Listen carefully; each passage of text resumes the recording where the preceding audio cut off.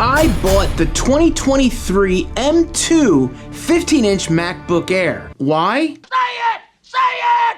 So you don't have to. I was curious about the performance of the M2 chip and the update to the Air design. Let's take a look at it. If you found this video by it being suggested, I do all things related to Apple. The good and the bad. If that sounds like your thing, go ahead and give this video a thumbs up. Be sure to hit that subscribe button and turn on that notification bell so you won't miss my next video when I post it. Thank you. If you saw my video on the M1 Pro MacBook Pro, then you know I was very happy with that machine overall. In fact, I'm still happy with it as of today. However, I also talked about the release of this new M2 15-inch MacBook Air. The reviews on this machine are mixed. So I decided to pick one up. Here, I'll just put it on my credit card. I'm never gonna pay it back anyway. Cause I have $30,000 in credit card debt. Now, spec-wise, I maxed out the memory at 24 gig, and I also upped the storage to 1 terabyte. Because I have a plan for another video that I wanted to do, so I matched the specs to my M1 Pro. I love it when a plan comes together. But in this video, I want to go ahead and take a tour of this machine and compare it to what I'm used to as of today. The two newest upgrades with this one, of course, are the 15-inch screen and the M2 chip. For many people, this is not a reason to upgrade if you already have a newer machine. I'm not interested in anything you're selling! But for those looking to get a better machine because theirs is older, these two features are great reasons to consider it. Shut up and take my money! Let's not forget how damn thin this thing is. Oh, would you look at this? Compare it to my current setup. The overall thickness is the same of the bottom half of the MacBook Pro. Now, I am infatuated with the color of this machine. Good marketing, right? Something I really wish they would get on other machines. I think Apple tends to keep those fun colors limited to the more budget-friendly machines. More on that in a minute. When it comes to power of this machine and the bigger screen, I'd have to say my first impressions after about a week or so is meh on the power, but the bigger screen is actually nice to have. I didn't think it would look that much bigger than the 14-inch display.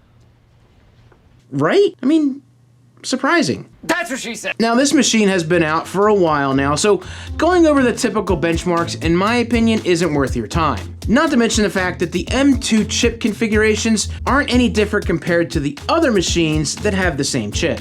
The biggest difference is the form factor of the laptop compared to something like the Mac Mini or the iMac. You might tend to get different performances based on heat. Now, I've been using this hooked up to my larger display for some daily work, and for 99% of things, I see zero difference in performance between the M1 Pro and this M2. Man, is he dumb. Yes, I know the chips are not on the same level when it comes to the M1, M2 branding, but I feel like the M1 Pro should have just a little bit more to give for things that need some more processing power. To be fair, I haven't edited one of my actual videos on it. However, I do edit for another channel, and I've used it once already. The heavy lifting for this edit I was working on was pretty decent.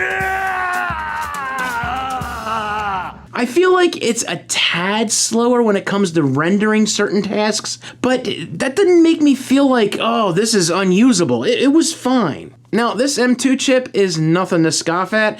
If I didn't already have the 14-inch MacBook Pro, I would definitely be happy with this MacBook Air. The biggest miss for this machine that make it not for me is the I/O. Now, there's two obvious reasons Apple can't have the same setup. The M2 chip, I don't think is capable of having more ports than it already has. Honestly, the base, I think is just too thin to fit those other I/Os. Mr. Scott, that's what she said. Well, delivery's all wrong, just butchering it. Missing is the extra Thunderbolt port, the SD card slot, and the HDMI port. These are all things that I have been using with my current machine. I've had to grab my OWC dock in order to be able to hook up all the cables that I use. It's not a bad thing, but it certainly doesn't make it easier to take on the road. First, having to carry a dock, an SD card reader, starts making it more cumbersome to drag along. Freaking idiot. Now, yes, I am aware that Apple did just bring these ports back to the MacBook Pros, so it's not like we weren't already used to this. Of course, I would just be sure to get a dock that's a little bit more portable with all the necessary ports, and I would be fine. Now, I mentioned earlier the really cool dark blue color on this machine. If I've wrapped it in a clear cover, it might attract less fingerprints. Yes, it's a fingerprint magnet. The good with the bad. Am I right? Now, this isn't it for this machine just yet. I've got a plan. And while I'm working on that, go ahead and check out this video right here I did on the M1 Pro. And of course, don't forget to hit that subscribe button and ring that notification bell so you won't miss my next video when I post it. See ya.